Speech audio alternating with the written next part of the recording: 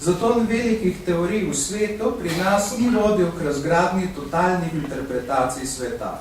Čeprav marksistično koncepcijo zgodovine, ki je po času propada njen poslednji izrastek, verjamejo se samo kakšni profesori in ideologi, le takšni, pač niso premislili nepremostljivih razlik v razumevanju presežne vrednosti med prvim in tretjim delom Kapitala. In tukaj se marksizem pravzaprav zlomi in tukaj je tista kritika Böhm-Bawerka in Petra Struveja, ki je pri nas pač žal premalo znana, so njeni temeljni postulati še vedno nedotaknjeni. Ker naprej poslušamo zgodbe v nekakšni materialni podstati vsega, ne samo pri večno včerajšnjih, ampak precej paradoksalno tudi pri zagovornikih svobodne izbire. Marksistični panekonomistični teoretski koncept je potem takem ostal klinično živ, če tudi zajamčeno ne vodi nikamor. Ali pa vodi nikamor.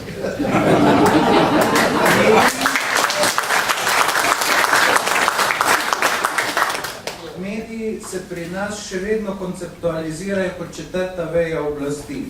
To je mogoče bilo moderno, dokler Watergatska afera bila do okostja razgaljena. Drugod so takšna razmišljanja že opustili, saj je zgolj legenda, da so nekoč najmočnejšega človeka, Richarda M. Nixona, vrgli prav mediji. Ne, vrgli so ga tisti, ki so medije vodili. Ti ljudje so vedeli, da so mediji ure, ki se zlahka navijejo, vendar zato tudi tečejo kratek čas. Glede na to, da imajo lastnike, pa že načeloma ne morejo biti oblast, slednja preprosto ni privatna, ampak javna zadeva. Lastnina je pa privatna. Če dalje pogosteje in splošno posnemanje postopka montaž, kakršne je v Evropi uveljavil Goebbels, to je se pravi citiranje brez upoštevanja tendence in intence izvirnika, samo poudarjajo prevlado zasebnosti nad celotnostjo, ki gre suverenost.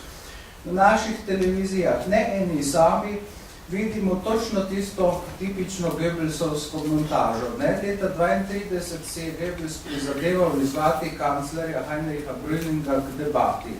Brüning seveda na to ni pristal, Goebbels pa tudi ni odnehal.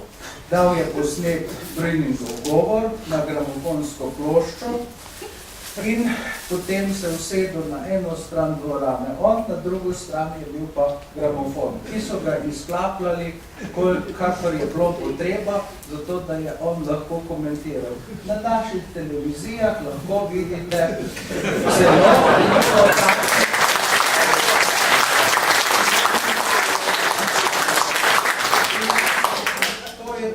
kar je neupoštevanje intence, kar je neupoštevanje tendence izvirnika. Seveda je pri nas še naprej živa staromodna potreba po potuhnjenem zavratnem sovražniku, zaradi katerega je ljudi mogoče kar naprej klicati v istosmerjanju. Toliko in toliko let zatem, ko so v ZDA se že poslovili od protikatolištva kot antisemitizma za intelektualce, tako je stvar definiral veliki ameriški pesnik Peter Virik.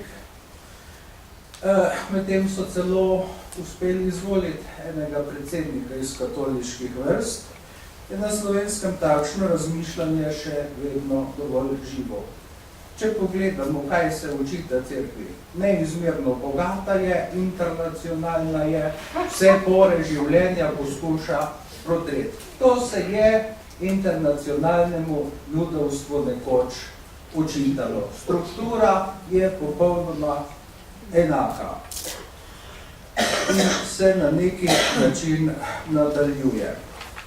In lahko bi, draga gospoda, navajal še in še primerov, zakaj je vendarle zgodovina boljša od ekonomije, spomina in pozabe, zaradi tega, ker s pozabo resnično ni mogoče smotrno rokovati, to se pravi gospodariti.